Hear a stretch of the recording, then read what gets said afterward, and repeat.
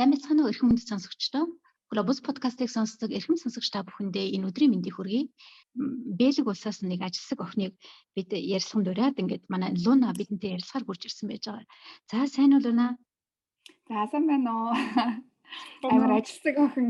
За сайн байна уу? Би өдөр маш их ажилтай байсан учраас хоёулаа ингэж оройхон тийшээ ярилцах байгаа. Луна гэд ер нь Луна гэж хэн бэ гэд ер нь чи өөрөө танилцуулсан дэр юм бэ? За окей.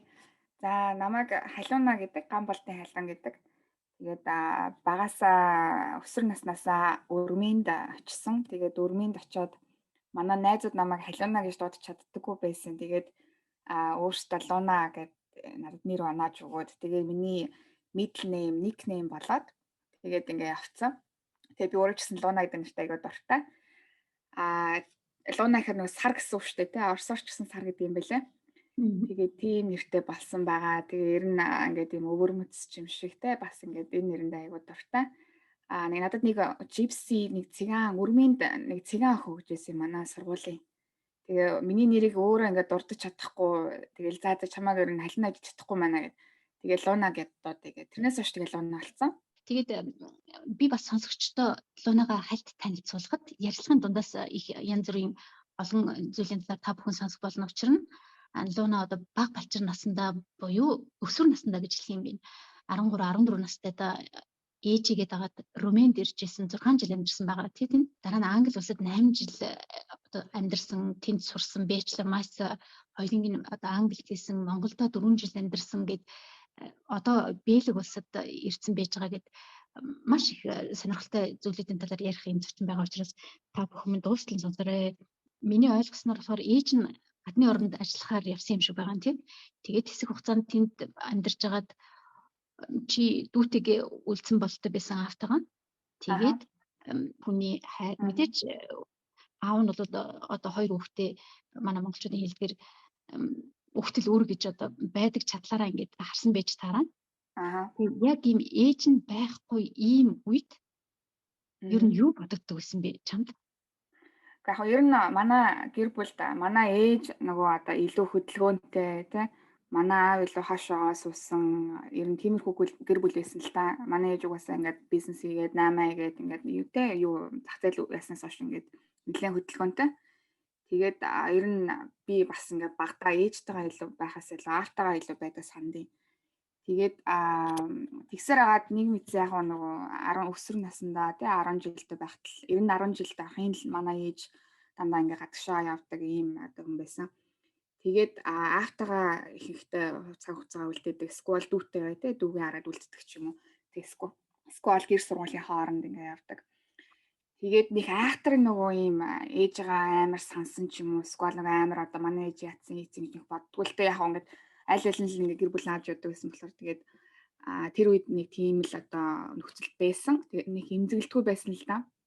Тэгээд сүүлд нь яг уу манай ээж өөр яг нөгөө салаад тий одоо манай дүү битэр ингээд гадагшаа ингээд тий одоо авч яваад би ээжээ дагаад ингээд очиход бол гинт шоконд ордог юм байлээ нөгөө одоо мэдхгүй нөгөө юугаач ойлгохгүй хүүхд чинь тэгээд гинт нөгөө ингээд өөр газар очиод өөр хүмүүстэй тий өөр оронд ингээд очингууд айгүй шоконд орсон. Тэгээд таны одоо асуултанд би яг тэр үед надад амар хэцүү байсан одоо ингэсэн гэж би хэлж чадахгүй яа тэр үе би сайн сандаггүй байхгүй юу.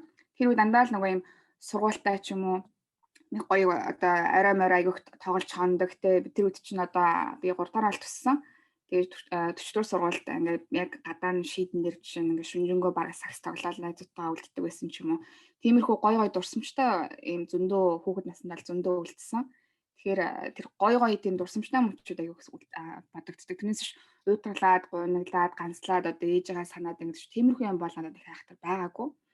Зүгээр яг дараа нь ингээд бодоход ээжигээ дагаад яг өөр газар очиод ингээ өөр танихгүй мэдхгүй хүмүүстэй дунд ингээ ороод эхлэнгүүт би хаана юу те юу хийчихв яагаад хүрээдэр гэдэг чинь ингэж бодож эхэлт юм байлээ. Тэгээд тэрнээсээ болоод яг нөгөө ерөөсө хүлээлт байгаагүй, ерөөсө тийм бодож байгаагүй юм чинь гинт нөгөө өөр орчинд очиод гадуурхуулж эхэлнэ те хэлээ одоо соёлоос нь эхлээд ингээ бүх юмыг суралцаж эхэлнэ. Тэгээд нөгөө ингээд бодолд орж эхэлсэн л да. Тэгэхээр тэр чинь би 14 дэх байсан хэр чинь яг нөгөө өсвөр насн те одоо ингэ бодож эхэлдэг байсан. Тэгээ би яг уу ээжтэйгээ тийм дотн үсээгүй учраас нөгөө гадаад очиод мэдээж нөгөө яг одоо зөрөлдөхтэй юм одоо хоорондоо таахгүй юмнууд айгүйх байдаг байсан. Тэгэл яг нөгөө өсвөр насны хүүхдүүд чинь тэгэл янз бүрийн ааш гаргадаг ч юм уу. Тиймэрхүүнүүд бол байсан. Тэгэхээр одоо зүгээр эргээд бодоход тухайн үед надад ийм амар хүнд санагдаагүй ч юм шиг мөртлөө одоо ингээд бодоход магадгүй энэ нөгөө ингээд цаагаараа хүүхдийн одоо тий мэдрэмжинд ч юм уу тодорхой тэр хөгжилт ч юм уу нэг юм нөлөө үзүүлдэг юм шиг байгаа юм. Тэгнээс биш нэг айхтар одоо юу хий тийм юм гэж хэлж чадахгүй байна. Тийм. Тэгээд бас сайхан мэдэн штэ бас хэрвээ үнэхээр одоо ингээд сэтгэл зүйн хувьд ч юм уу айгу дарамттай зовж исэн бол тэр чинь үлдсэн байгаа. Тэгэхээр тэр санагдахгүй нэ гэдэг чинь эх орондоо бас аав нь чадлын хэрээр ингээд ээж чинь орон зайг нөхөд бас аятайхан байлгацсан гэсэн үг байх гэж бодож байна. Чи өөрөө сэтгэл судлаар бас мэрэгшсэн сургуулийн төгссөн хүн учраас энэ дээрээ илүү их тайлбар бас хийх бах. Нэг их чинь Монголд байхдаа ээжийнх нь оронд бас их чинь ихчээсээ юм асуудаг ч юм уу тийм хүүхэд байсан болоо тийм ээ дүүн. Тэгэхээр чам дээр бас нэг хариуцлага гэж нэг ихчийн хариуцлага гэж юмыг бас их мэдрээд өссөн бах гэж би таамаглав. Тийм аюу цаанаасаа нэг автоматар ингээд нэг дүүтэй гэдгээ мэддэг. Тэгээ манай дүү чинь надаас 2 насны зөрүүтэй нэг айхтар насны зөрүү байхгүй. Гэхдээ нөгөө багтаа бол аюу тэр нь аюу илт хад харагддаг шүү дээ тий. Тэгээ би нөгөө их чидэг утгаараа ингээд аюу дүүгээ дагуулж явдаг. Бид нар нөгөө ангиараа туслан мэсли яваад дандаа л би дүүгээ дагуулж явдаг. Тэгэл хараа халуунд нөгөө амар даарчин марчин гэл аягүй зузаалж хувцалдаг ч юм уу нөгөө тиймэрхүү яг ихчийн нөгөө инстинкт бол байдаг юм билээ. Тэгээд манай ангийнхан ч намайг амар сайн мэддэг. Туслан мэсли яваад дүүгээ дагуулж явна гэдэг. Бараг манай дүү одоо нөгөө манай нэг ангийн хүүхдийн тоонд оруулсан жишээ тий. Тиймэрхүү юмуд их байдаг байсан. Тэгээд дүүтэйгээ байсан болохоор бид тээр амар хандаа тэгэл аав ээж байхгүй тэгэл гэрийг нуртлан хөөцөлдөж тоолно. Тэр гэрээ одоо тэгэл буулгана штэ. Тэгээд доотлын баг айлын тэр тааз нь баг нуртлан л тоглодог байсан гэж сонсогддог байсан сүлд. Тиймэрхүү хөөхөн тийм гой гой дурсамжууд зөндөө байдаг байсан. Аав ээж хажууд байсан бол магадгүй тийм нөгөө шүнжэнгөө сакс тоглох те орой өдөрч гадуур явах эсвэл дүүтэйгээд гэр бодоо те гэрээ буултлан одоо гэрээ нураатлан тэгж тоглох ч юм уу тиймэрхүүнүүд байхгүйсэн ч магадгүй тэгээд айгуу дураараа болсон гэх юм уу. Тийм ер нь тийм гой дураараа болсон юм байна. Румын бас Европын холбооны орон дотроо бас их эдийн засгийн чадвартай оронд харамсалтай тооцогддггүй тийм ээ. Ер нь Европын холбооны орон дотроо бол жоохон сүүлийн 1-2 яваад байдаг. Тийм. Чи 2003 онд очиж ирсэн. 2003 онд очиудаа л үнэхээр бас нэг Орос шиг айгуу тийм надад тийм мэдрэмж төрсөн. Одоо ингээд гэрийнхаа тий одоо ингээд яг гэртээ ингээд ороод яг гэрийнхаа литр авахад ингээд жишээ нь хуучин юм нөгөө хаалган одоо хоёр талаараа ангаадаг ч юм юм лифтэж байх шиг тий. Тиймэрхүү юмуд надад нэг юм Оросд ирсэн юм шиг мэдрэмж төрдөг байсан. Гудамжаар нь ингээд явхаар юу прүнэ гэдэг нэг жимс үүдэг байсан юм юм ингээд шууд ингээд модноос ингээд гудамжинд алхаж байгаа хүний нэг зам дээр ингээд унж мунсан. Тэгээд тэр нь аягүй бас сонирн байсан. Аягүй гоё тийм халуун дулаан оронд ирээд ирсэн юм шиг те. Өрмийн хэл нь өөр аягүй тийм бас аягүй гоё уянгалаг хэл. Испани юм шиг, италич юм шиг те, латин хэл. Тэгээд тэр нь надаас амар таалагдсан. Яг эдийн тэр одоо орчин нийгэм те хүмүүсийнх нь юм аяндаа нөгөө ингээд сургуульд ороод хэлийн сураа соёлтой танилцаад тэгэхээр яг ойлгож эхэлсэн. Хамгийн анхны мэдрэмж бол ялцчихгүй тэр нөгөө барилга байгууламжууд нь яг одоо яг Бухарест жишээ нь ингээд жижиг Парис гэж ярдгийм байлаа. Гэхдээ миний одоо амьдарч исэн газар бол яг юм Оросын Совет одоо нөгөө одоо юу гэдгийг байшингууд шиг өндөр 9 давхрууд байсан. Тэгээд яг юм хуучин те соцстилж юм шиг тиймэрхүү мэдрэмж төрсэн. Тэгээ яг явандаа ингээд хүмүүстэй танилцаад нэг юм бас соёлын даа те ингээд менталитиг нь ойлгоод бас айгүй гоё хүмүүстэй танилцсан гоё хүмүүсээс те ингээд бас юм үлгэр дуурайл авч чадсан найзуудтай болсон. Тэгэхээр одоо ингээд санахад бол надад зарим үнэхээр хэцүү байсан ч гэсэн буцаад бодоход бол тэрийг бүгдийг давсандаа айгүй баярлалтай. Бас юм амар хэцүү бол байгаагүй. Үнэхээр хангалуун те манай ээж бол намайг битэрийг манай дүү битэрийг ингээд хангалуун те одоо сайн гоё одоо сайхан өсгсөн. Тэгээ бүх чиглэлээ ингээд одоо зориулаад ажиллаа хийгээд нөхөртөөгөө хамт одоо шинэ өрмийн нөхөртөөгөө хамттай. Тэгээ хоёулаа ингээд бас ингээд нэг нь гадаад те нэг нь ингээд бас өөр орноос ирсэн хүүхдүүд нь ирсэн хэл улсын ингээд сурах гад те ингээд бүгдээрээ л бид нарт хичээсэн гэсэн үг л те аюу хичээсэн. Тэгээд 6 жилийн хугацаанд би манай дүү бид тэр хоёулаа нэг ангид одоо шууд би чи 8 орох жилдээ би 7 төгсөөд Монголоос явсан юм байна. Тэгээд яг тэр үед өрмийн болохоор 8 дахь ангид төгсөөд хүүхдүүд нөгөө лицейгээд хай скулд явдаг. Тэгээд бид тэр болохоор яг нэг нь 6-аад нэг нь 7-ад орох гэж ангид очиод тэгээд дахиад нэг жил дахиж тавтаад 2 жил ер нь бол нэг ангидаа тавтаад тэгээд нөгөө шалалтуудаа өгөөд улсын шалтыг өгөөд тэгээд их нөгөө цаашаа лицейд нь ороод тэгээ ингээ бусдын адилаар явсан. Тэгээ тэр нь бол 2 жил зарцуулсандаа бас амар бахархдаг гэх юм уу. Тэгэхээр манай Монгол хүүхдүүд Монгол залуучууд юм ер нь айгүй потенциалтай гэдэг нь ингээ тэрнээс харагдаж байгаа байхгүй.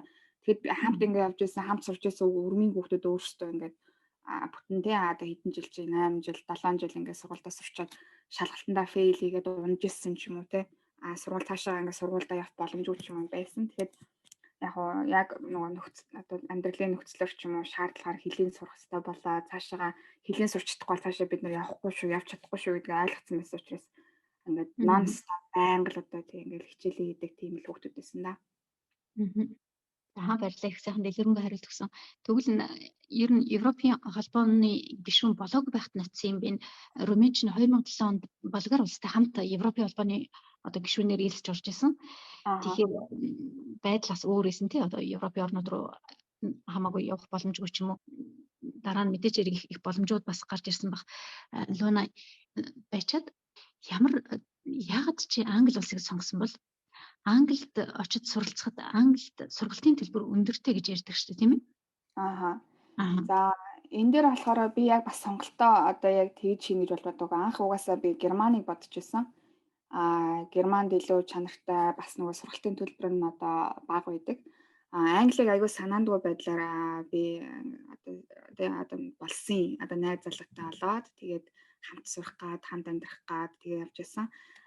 Сүүлд нь бол яг үнэхээр Английн одоо боловсролын тэр чанар чансаа харьцуулахгүй бас өөр Германаас өөр ер нь Европын албан дундаа бас үнэхээр өндөр юм байлээ. Тэгээд бас сурсандаа баярлалдаг.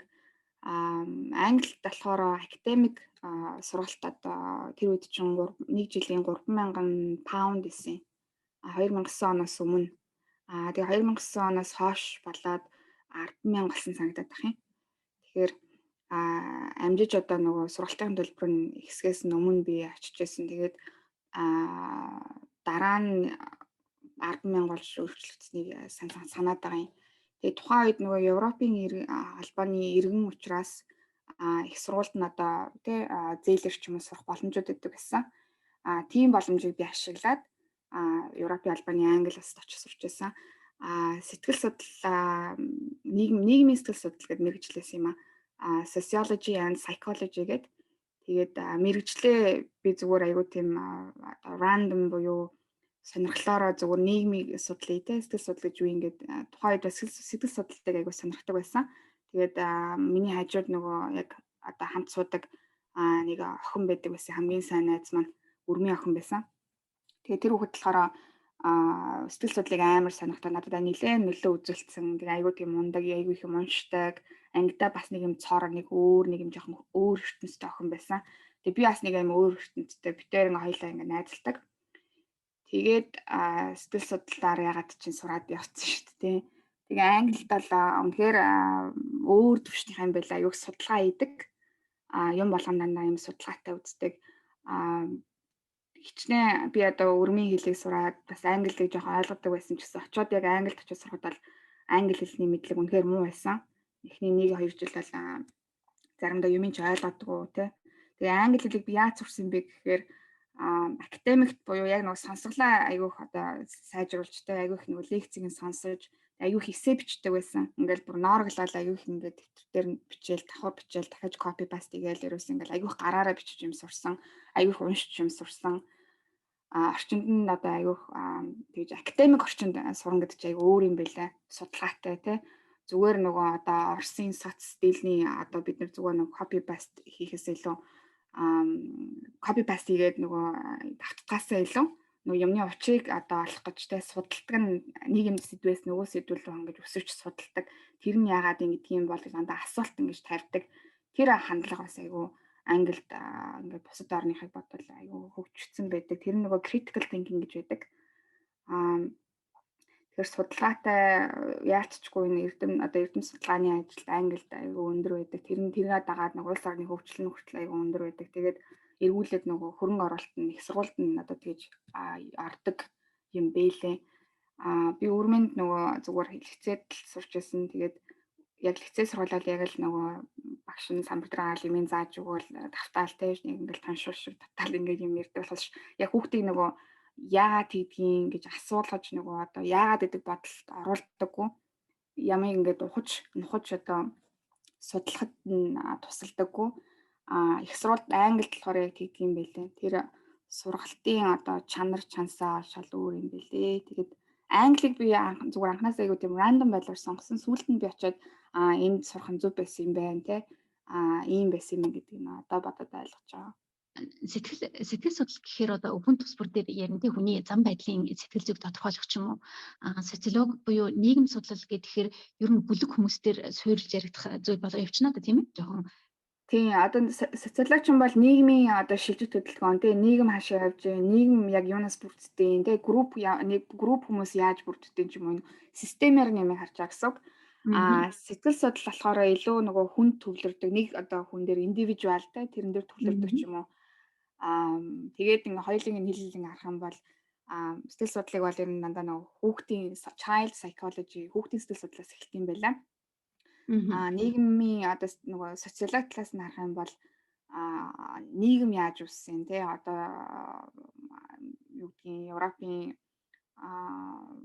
одоо 13 дугаар зуун за 14 дугаар зуун ч Монголд ингээд энэ ингээд түүхүүдээс нийгмийн үүссэн энэ үүсэл гарал бүлэг хүмүүстэй ингээд бүлэг хаант болсон ч юм ингээд яаж үүссэн ингээд ийм түүхээс эхэлт юм байлээ. Тэгээд энэ надад аюу сэтгэл судлаас илүү нөгөө социолог нь бас илүү сонирхолтой байсан. Сүүл бас ингээд бодоход тэгээд ингээд нийгэм хаашаа хөгжиж байна, яагаад явж байна гэдээ ингээд судалгаа хийгээдсэн чинь яалчгүй доктортой хөгжлөл тавьсан. Тэгээд би мастера доктортой хөгжлөөр хийгээд тэгээ ингээд буцаад харахад бол яалтчгүй альва нийгэм тэ альва улс доктортой хөгжихийн тулд энэ бүлэг системээр буюу энэ тогтолцоогоороо бас зөв хөгжих ёстой юм байна. Тэ эдийн засгийн оролцоонууд байна, групп одоо сонирхлууд байна. Бас хувь хүн дээр ч гэсэн тийм хөгжлүүд байна. Бүгдийн цогцоор ингэж харах хэрэгтэй юм байлаа. Маш том комплекс болоо явчихж байгаа тийм ээ. Энэ дээр их сонирхолтой юм бас ярьж байна лөө хүүхдийн сэтгэл зүй гэж ярьж штэ тийм ээ. Тэгээ хүүхдийн сэтгэл зүй буюу сэтгэл судлал гэдэг маань бас нэг сэтгэл судлалын дэд салбар гэж бас хэлж болох бах. Ер нь хөгжлийн явцад хүний сэтгэл зүй хүүхдийн сэтгэл зүй юм амьдралын туршид бас өөрчлөгдөн тийм ээ. Тухайн одоо туурж өнгөрч байгаа байдлаасаа ч юм уу. Тэгэхээр сайхан чи 4 жил Монголд бас амьдарч байгаад ирсэн. Манай Монголд ер нь хүүхдийн сэтгэл зүйн шинжлэх ухааны хөгжлийн төвшин нэр нь ямар байдгийг юм бол энэ дээр хэр чухалчилдаг юм бол гадны оронд бол хүүхдийн сэтгэл зүй гэд бас их одоо хүүхдийг хамгаалах газрууд байж гэн тий энэ дээр маш их анхаардаг. Манай Монголд ер нь энэ салбар ямар шүү явж байна.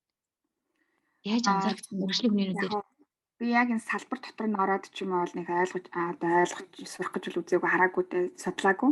Тэгэхээр нөгөө ярьж чадахгүй яг энэ салбар ингэж хэлж чадахгүй мэдээж сэтгэл судлаар сурч байгаа одоо тий хүүхдийн сэтгэл судлаад ингээд социологоор сурч байгаа зөндөө хүмүүс бас байгаа бах. Тодорхой хэмжээнд Монголын түвшний одоо тий их сургуулийн түвшний судалгааны ажлууд хийгдэж байгаа. Бас ингээд давгүй явж байгаа гэж би бодож байгаа. Зүгээр яг нөгөө уламжлалт ингээ юугаараа одоо тий бидний Монгол одоо юугаар гарлаараа харах юм бол жишээ нь надад зүгээр нэг анзаарэгддیں۔ Монгол хүүхдүүд ялангуяа нөгөө хөдөө өсөж байгаа ч юм уу яг ингээд гэрт өсөж байгаа байгальтай ойрхон тий ингээд ахуйтайгаа ойр хүүхдүүд ингээ илүү эрүүл бие хаант хөгжлөн хөдөлгөөнтэй ч юм шиг нэг санагддیں۔ Европ болохоор арай нөгөө нялцгаач юм шиг санагддаг. Зүгээр яг тэр магадгүй миний нэг зүгээр хальт нэг анзаарсан юм байж магадгүй. Яг сэтгэл судлал гэхээр мэдээж одоо Монголд ч бас айгүй хэцүү байгаа шүү дээ. Ядуур ихтэй байна, тий баян ядан ялгаа ихтэй байна. Шилжилт хөдөлгөөн их болж байна. Өдөөнөөс хүмүүс айгүй хатлуу нүүж ирж байна. Аж ахуйд ихтэй байна, тий. Тэгээ ингээд яг ямар гэрт тий хүүхэд өсөж байна, ямар хүмүүжил донд өсөж байна, ямар орчинд өсөж байна. Тэр бүгд амар нөлөөлдөг. Мэдээж хүүхэд ярьж чадахгүй.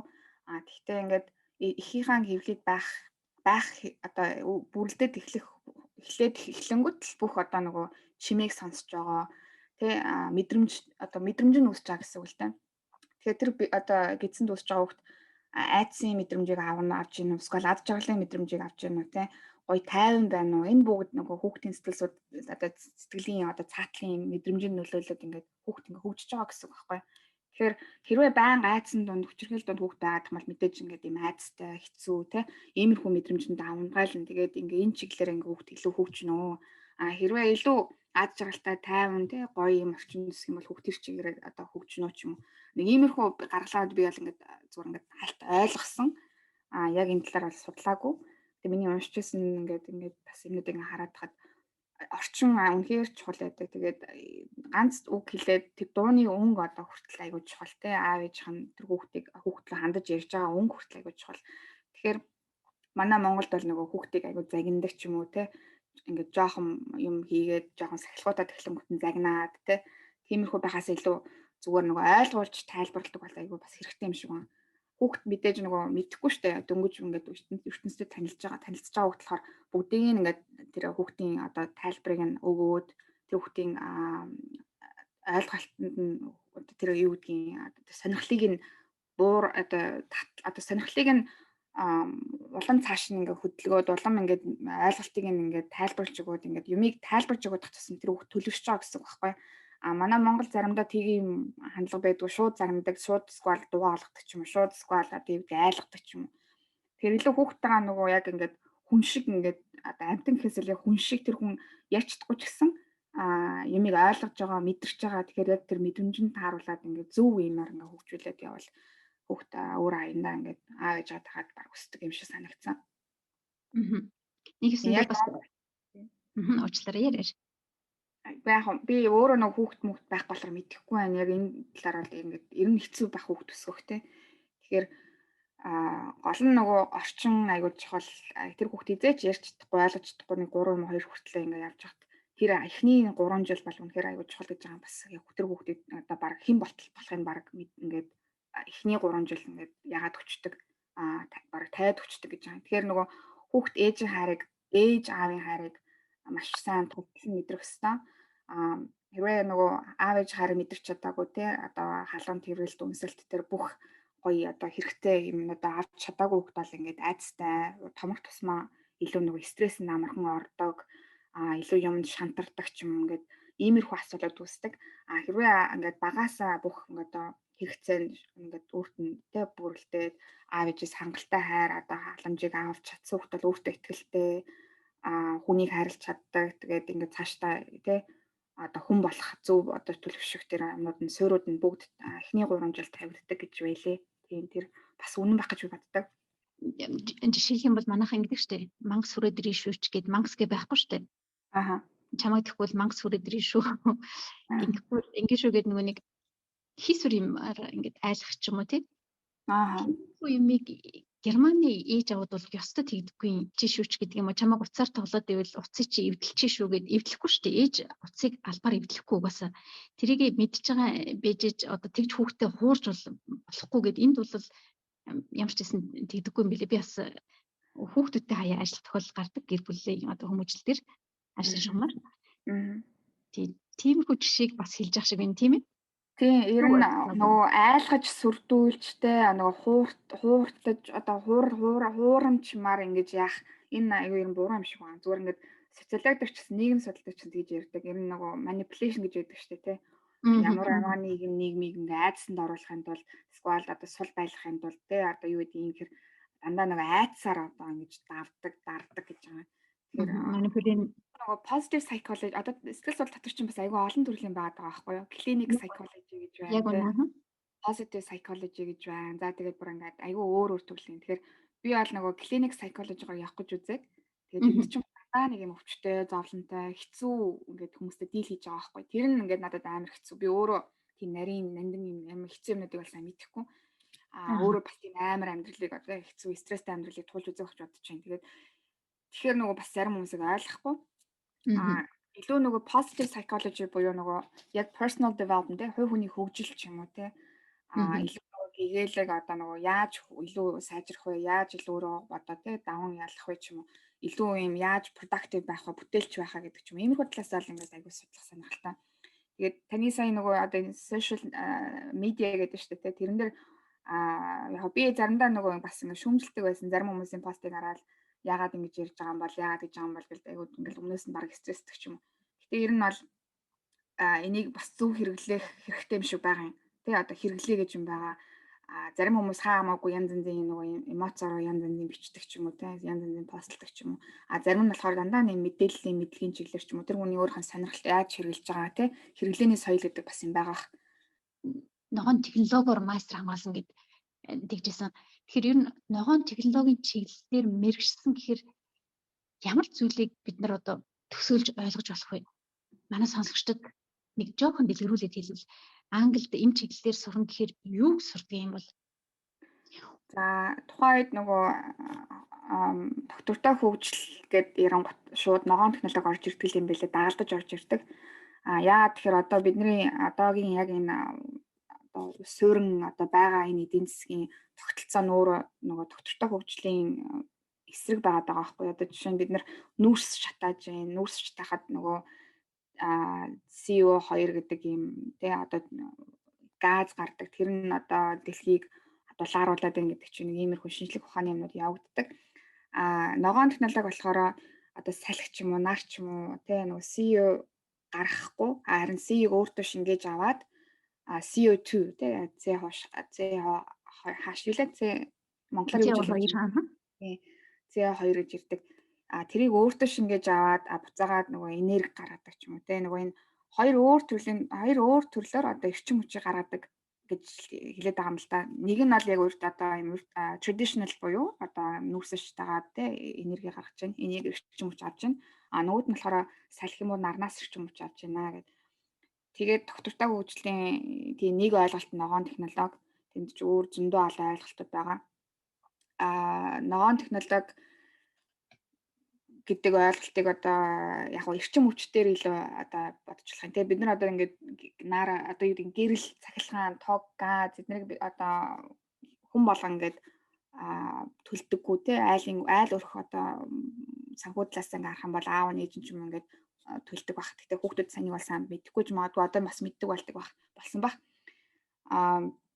Гэхдээ бид нар ер нь зүгээр яг бүх химиг заахан бас Монголыг харьцуул Монгол гайгүй гэж боддог. Зүгээр ингээд Европын өсрөнгөө хөгжсөн улс орнуудын зарим хүмүүстэй хогоо одоо энэ хог хаанаас гардгийг те хогийг нь яаж шатаад хогийг буцаагаад яаж булдгийг ер нь тог цахилгаана хэдээр эдэр төлөөд байгаа юм гэдэг зарим хүмүүс ингээд айгүй тийм мэддгүй юм шиг байгаа. Миний ойлгосноор.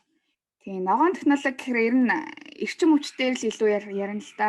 Айгүйх хэрэглээ өндөр байна. Бидний хэрэглээ өндөр байх тусмаа бүх юм ингээд өөрчлөгдөд байна. Гэхдээ тэр нь үнэхээр бас ингээд байгаль ээлтэй байж чадчихна уу гэдэг асуудал байгаа. Тэгэхээр буцаагаад магадгүй бид нар яг энэ Монголын энэ уламжлалт те одоо номад амьдрал орч магадгүй үүсэхгүй. Ягаад гэвэл одоо зарим Европын орны ялангуяа залуучууд нь одоо жишээ нь Өрмөнд жишээ нь тийм залуучууд байна. Германд, Англид байна. Караван одоо амьдэрдэг те зүгээр ингээд байгальд айхан амьдэрдэг одоо янз янзын амар мундаг IT одоо юу гэдгийг санхүүгээр ажиллаж байсан айгүй мундаг хүмүүс залуучууд буцаад байгальтайгаа ээлтэй амьдрах тийм аргачлалуудыг олж хайж ирж амьдралын стилээ болгож байна. Бараг мод болоод байна шүү дээ. Тийм. Залуучууд одоо очин Монгол руугаа гэсэн тэмүүлэлтэй Монголдо суурших хүсэлтэй гэж би чамайг ойлгосон байж байгаа. Ер нь чиний араас чинь юу татаад дуудаад байдгийм бол газар нутаг маань юм уу, өсөж төрсөн орчин чинь юм уу, эсвэл хүмүүс нь тийм сайхан болохоор Монгол руугаа яваад үздэхэд байна уу? Эсвэл хөгжиж дэвшиж байгаа орон учраас одоо тэнд юмыг хийж бүтээх их сайхан боломжууд байж байгаа тийм ээ? Хийгдэггүй дутуу байгаа хэрвээ үнэхээр хүн зоригтой зүтгэлтэй байх юм бол бас юм бүтээх тийм их сайхан нөхцөл бүрдсэн орон гэж би бас өөрөө хардаг байхгүй. Тэгэхээр энэ боломжууд чамайг дуудаад байна уу? Яагаад Монгол руугаа очие гэж бодоод ингээд очсон байж байгаа бол тэр дээрээс нь чи өөрийн компани үүсгэн санаачилсан юм байна. Энэ тал дээр жоох мэдээлэх үү? За би одоо Бэлгт нэг 3 сараар дадлагаар ирсэн байгаа юм. Тэгээд тээвэр зууч хийдэг. Одоо тээврийн одоо зууч гэх юм уу да. Одоо худалдааны гадаад худалдааны тээвэр зууч гэдэг. Тэгээ Монголда яг компани нэг жилийн өмнө жил хагас өмнө нээгээд тэгээ яг энэ чиглэлээр ажиллаж үзгээд тэгээ корона болоод ирэмж яг үйл ажиллагаа маань хойшлогдоод тэгээ одоо болохоор буцаад бэлэгтээ ирээд тодорхой хэмжээнд нөгөө боссынхон тий дараагийн хажууд ингээд суралцаад явж байгаа. Тэгээд монголч нөгөө далаад гарцгүй ус учраас яалтчгүй хятад юм уу Оросоос одоо хараат байдаг. Хятадын хэл хаалаа гэхэд л одоо та анзаарсан бах тий. Ингээ бүх бараа нь хятадаар ингээд хил дээр ингээ гатчихж байна. Тэгэхээр нөгөө гадаад худалдаа энэ тээврийн асуудал үнэхээр манад Монголд одоо айгүй том нэг одоо юу гэх юм нэг юм бөглөө болоод байгаа юм хөгжлийн бас нэг юм татаад байгаа гэсэн үг. Яагаад тэгэхээр нэгт манай Монголд үйлдвэрлэл байдаггүй. Ер нь үйлдвэрлэл их хэцүү те. Дотоодын үйлдвэрлэлээ бид нар бараг хангаж чадахгүй байна. Бүх одоо хэрэглээнүүдээ гаднаас авч ийн. Хятадаас бараг юм 90% хараат байгаа ах шүү. Тэгээд Европын тий одоо зах зээлч гэсэн ер нь аюу амар хараат байна. Тэгээд энэ одоо байдлыг Монголын нөхцөл байдлыг ойлгосон хүмүүс бол мэдээж бизнесээ хийгээд худалдаагаа хийгээд 8-аа хийгээд явж байгаа нэг хэсэг хүмүүс байна. Нөгөө хэсэг нь үйлдвэрлэлээ хөгжихгүй ингээд бас ядж байгаа хүмүүс байна. Нөгөө хэсэг нь үнэхээр нөгөө ажилттай ажиллах боломжчгүй ч юм уу одоо мэдгүй бүр ядуурлын бодооц гэдэг хүрсэн хүмүүс ч байна. Тэгээд худалдаа маш чухал юм байна. Гадаад бодлого маш чухал юм байна. Энэ Хятад Орос хоёр хөштөөгөө бид нэр харьцангуй харин гайгүй харилцаатай байдаг учраас бас ингээд яваадах шиг байгаа юм. Хэрвээ Хятад Орос хоёртой бид нэр гайгүй харилцаатай биш бол үнэхээр одоо хоёр хэлүүдээ хоёр талаасаа хаагдаад те бид нар юу ч юучгүй байх одоо нөхцөлд орч болно. Гэхдээ тийм бас ингээд харилцаа маань сайн учраас ингээд яваад байна л да. Тэр нь тээвэр зуучийн асуудал ингээд тээвэр зуучийг хийгээд эхлэнгүүт яг энэ жоохон том зураглаар юмыг харж эхэлсэн. Урд нь болохоор ингээд нэг цэгэн дээр ч юм ингээд очиод дараад хараадсэн чи одоо ингээд зүгээр Монгол Улсыг ингээд газрын зур дээр харах юм бол нэр байрламж тийм юм байна. Худалдаач тийм юм байна. Манайх үйлдвэрлэл байхгүй юм ядуу байх нь аргагүй юм байна.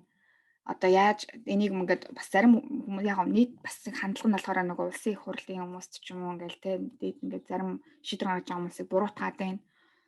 Зарим нь болохоор бие биелээ чижилж байна. Энэ дотоодын асуудлыг ингээд тэнд хаяад зүгээр ингээд яг Монгол гэдэг улс дэлхийд яг ямар хаана юу хийж байна те ямар нөхцөлтэй байна гэж харах юм бол гадаад худалдаа тээвэр зочдоор ингээд анзаарчихсан надад. Тэгэхээр буцаад Монголтаа очих юм бол жишээ нь би яг энэ тээвэр зочороо мэдээж мэрэгшээд илүү одоо сайн ажиллаад тэгээд экспортыг илүү сонирхож байгаа. Импорт хийх нь зөв. Монгол руу одоо тийм тодорхой хэмжээнд ингээд харилцагчтай болоод явах нь зөв. Гэтэ буцаад Монголоос судалж агаад дотоод үйлдвэрлэлээ судалж агаад яг бид нар ямар стратегийн одоо экспортыг хийж болох вэ те. За одоогоор л ноос тийм махмахан бүтээгдэхүүн ноол орчим иймэрхүү яг ингээд юм байна. Гэхдээ энийг дахиад яаж давж чадах уу те бид нар яаж биш экспортыг хэлж чадах уу? Энэ надад бас айгүй тийм сонирхолтой санагдаад байгаа. Тэгээд Монгол руу яагаад зүглээд байгаа нь яг бас өөрөөсөө ингээ асуудаг юм нөгөө би 14-төдөө явсан учраас 14 гэдэг чинь бас нөгөө өсвөр насны яг насан дундаа нөгөө хийж бүтээх нас гэж ярьдаг юм байна л да. Ингээд нас болгон өөр гэдэг юм байна. 13 нэг юу ч гээ 90 зоргийн нас ч гэлөө те. Ингээд 11 нь болохоор ийм нас гэд 14 болохоор яг ингэ бүтээх сэтгэлгээ нь илүү хөгждөг ч юм уу нөгөө бие даах сэтгэлгээ нь илүү хөгждөг юм зас гэлөө би тэгж сонсч байсан. Тэгээ тэр үедээ авсан учраас ч юм уу нөгөө тэгээ нөгөө гадаад айгүй олон жил болсон те. Нэг 14 жил гадаад болцсон. Тэгээд нөгөө мэддэг юмудаа ингээд сураад ингээд ойлгоод авчаад өөрийгөө би Монголд очиод яг ямархуу төвшний хүн байх вэ? Би монголчуудаа өөрийгөө бас харьцуулаад те би өөрөө яг тэр төвшний хүн байна уу? Одоо мэдхгүй Монгол би өөрийгөө яг ямар байдалтай байх бол гэж бас бодсон. Тэгээд Монголд ирээд миний хамгийн анхны ажилд хүний нөөцийн зурчлал хийжсэн. Хүний нөөцийн зурчлал хийгээд тэр дундаас бас нэг олж авсан юм болохоор айгүй мундаг туршлагатай хүмүүс манай Монголд байдаг тий айгүй олон жил ингээд айгүй мундаг мэргэжлэр хийж байгаа ажиллаа хийж байгаа туршлагатай хүмүүс байна. Ганц юм дээр болохоор англи хэл байдаггүй. Тэгээ англи хэлнээсээ болоод дараагийн ажлын нөхцөл төр ч юм уу байдал дээр очиход нөгөө гадны хөрөнгө оруулалттай компани байх бол жишээ нь англи байхгүй бол тэр үнийг авахгүй тий. Тэгэхээр надтай нөгөө ярьцлага гэдэг бас хийжсэн хүмүүс маань тиймэрхүү юмнуудыг одоо нөхцлүүдийг надад ингээд харуулад тэгээ би англи заавал зүгээр юм байна да. тэгээ айгу мундаг хүмүүс би энэ хүмүүст яаж туслал зүгээр юм бол доо гэдэг. Тэгээд аюух боддог гэж жаад англи хэл заахаар л шийдсэн бэлээ л дээ. Тэгээд нэг англи заагаад нэг 2 3 жил болсон. Хуваараач нэг зааж үзээд байгууллагуудад зааж үзээд тэгээд сүүлдээ корона эхлэхээс 2 жилийн өмнө корона яг эхлэхээс өмнө би нэг офис түрээслүүдийг хүүхдүүдийг бас хамруулад ингээд заах гэсэн чинь харин офис маань хаагдаад корона болоод тэгээд ер нь цаашаа яваагүй. Тэгээд тэрнээс хойш ер нь яг тээвэр зурчлаа орсон. Тэгээд хуучин одоо өрмийн байхдаа би энэ Бэйлиг бостоо танилцаад тэгээд холбоотой байдаг байсан. Тэгээ мань хүн болохоор яг Монголын Казахстаныг сонирхоод байна. Тэгээ энэ бас шин зах зээл гэдэг мань хүн. Тэгээд намайг дуудаад би одоо тренинг хийж байгаа гэсэн үг. Тэгээд буцаад Европт Бэлгт ингээ ирэнгүүт яг л надад нөгөө Европын амьдрал яг л байгаад байгаа байхгүй. Яг л нөгөө миний үзсэн харсан амьдрал ингээл байна. Тэгээ надад юм сонирн биш байна л да. Монголд болохоор би 4 жил ахтаа айгүй тийм адал ярдалтай айгүй олон гой сонирхолтой хүнтэй танилцсан. Өөрийгөө бас айгүй олон байдлаар байдалд хийж өөрийгөө чаленж хийжсэн. Айгүй тийм ад жаргалтай гой мөчүүдийг өнгөрөөж исэн юм байлээ. Залуу болохоор ч тийм нөгөө илүү одоо тийм драма илүү адал ярдал туртай юм шиг байна. Тэгээд тэгж өөрийгөө одоо чаленж хийх сонирхолтой гэдэг юм. Европт болохоор цалингаа аваад энгийн тэ нэг юм өдөржтний амьдрал нь надад тийм жоохон сонирхолтой биш байдаг юм шиг байна. Тэгээд нэгэн хивд ороод өдөртний юм хичээл ингэ бийж идэг гэдэг утгаараа тий. Тэгээд ирсэн Монгол залуучууд маань ирчээд ямар уйтгартай юм бэ гэдэг ихний хэсэгтээ нэг амарг байдаг шүү дээ. Тийм ба. Тийм парти шоу байхгүй байна. Тэгээд нөгөө спонтан найзууд нь ирдэг, уулздаг, дууддаг тэр юм чинь байхгүй. Тэгээд нэг хэсэгтээ жоохон амаргүй байх шиг байдаг. Тийм юмыг бас даван туулдгийн тий ирсэн залуучууд маань. Тэгээд Луна танай компани чинь тэгэхээр олон улсын тээвэр жуулчлалын компани гэж би ойлголоо. Тэгээд дээрэс нь ер нь бүх төрлийн контейнер үйлчилгээ худалдаа тээвэр зууч хийдэг юм бэ? Ямар орноос одоо цаг хугацаа сайхан болно шүү дээ. Цар тахлын хугацаа бол би дуусна гэж бодож байна. Тэгээд түүний дараа бас дараах амьдрал ахаад эхлэн өшөө их бид нарт илүү их хийх бүтээх зүйл цаг хугацаа ирнэ гэж бол би хараад байгаа. Тэгээд шинэ боломжууд ч гарч ирнэ. Энэ дээр бол би ер нь их өөдрөг харж байгаа гэсэн үг. Тэгээд танай ажиллагаа ингээд хэвийн явхад ямар орнуудаас тээвэр зурчил хийх юм бол компаниуд уу, хувь хүмүүсийн юмнууд уу, агаарын тээвэр үү, газрын тээвэр үү, гайлын зурчил хийдгүү, тээврийн даатгалыг хийдгүү гэдэг энэ тал дээр жоохон мэдээлэх үү. За ер нь аль тээвэр зурчуудыг ажиллавал одоо нөгөө худалдаа авагч болон одоо маа зарч байгаа байгууллага тийм компани ч юм уу үйлдвэрч юм ингээ энэ хоёрыг холбож өгдөг. Энэ хоёрыг холбож өгөхийн тулд одоо газраар, сквал далдаагаар, агаараар ямар төрлөөс нь хамаараа шалтгаалаад, ямар бараанаас нь шалтгаалаад хэдэн оногт очихоос нь шалтгаалаад бид нар үнийн тооцооллыг нь бодож өгөөд тэгээд юугаар явах юм тий одоо ямар нэг контейнерт одоо хэр хэмжээний багтах гэдгийг ч юм ингээ тооцоолоод одоо санал болгодог. Тэгээд мэдээж гайлын бүрдүүлэлт те одоо нөгөө усаас дамжиж байгаа тэр бүрдүүлэлтийг бичиг баримт хийдэг ажил байгаа. Тэгээд манайх болохоор Америкаас Европоос за Азиудаа бол нэг явдаг. Ер нь бол Америк юм уу Европоос л юм байна. Тийм. Машин одоо тээвэрлэдэг. Одоо манай босс бол яг тийм 30 жилийн туршлагатай Америкаас Европоос дандаа юм Австралиас те Нью-Зеландаас дандаа юм машин тээвэрлэжсэн туршлагатай хүн байгаа. Тэгэхээр нөгөө машиныг бас контейнер дотор бэхлэнэ гэдэг чинь өөрөө бас айгүй чухал юм байна. Тэгээ зөв бэхлээд зөв ингээд машинд одоо контейнер дотор байлгахгүй бол тэр чинь савлгаатай далаагаар ярьдаг ялангуяа явах юм бол савлгаатай те машин гэмтэх нь янз бүрийн гэмтэлт гарна. Тэгэхээр туршлагатай нөгөө тийм компани байгаа. Тэгээд даатгал гэдэг нь өөрөө бас ингээд тэгээ даатгалын нөхцлүүд байгаа. Тийм надад бол айгүй тийм амархан ажил юм шиг санагдсан. Гэхдээ мэдээж нөгөө operation талаасаа бусад хүмүүстэй хамтарч ажиллаж байгаа бид нар бусад өөр компаниудтай агентуудтай хамтарч ажиллаж байгаа. Тэгэхээр тэр бас айгүй найдвартай байх хэрэгтэй. Тэгээд айгүй олон жилийн туршлагатай учраас ингээд тэгээ хамтарч ажиллаж байгаа би бинээ мэддэг ингээд ийм агенттай хамтарч ажиллах одоо чанартай үйлчлэг хийн гэсэн үг. Таны компани нэр ямар нэртэй? Монголдо ямар нэртэй байна? Монгол манайх Phoenix Container Services гэдэг байгаа. Бас өөр тээвэр зурчил хийдэг янз бүрийн компаниуд байж байгаа. Ямар давуу талтай Давуу тал гэх юм бол мэдээж нөгөө туршлагатай одоо гадаад тэ захиралтай гадаад босстой одоо хөрөнгө оруулалттай гэж бас хэлж болно. Тийм компани байгаа.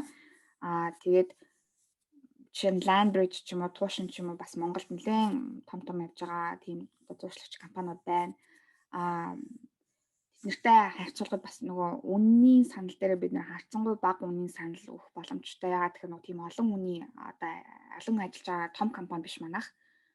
Монгол болохоор нөгөө олон ажиллаж байгаа ч бас мэдээж цалин гэж operation cost гэж зөндөө юм гарч байгаа.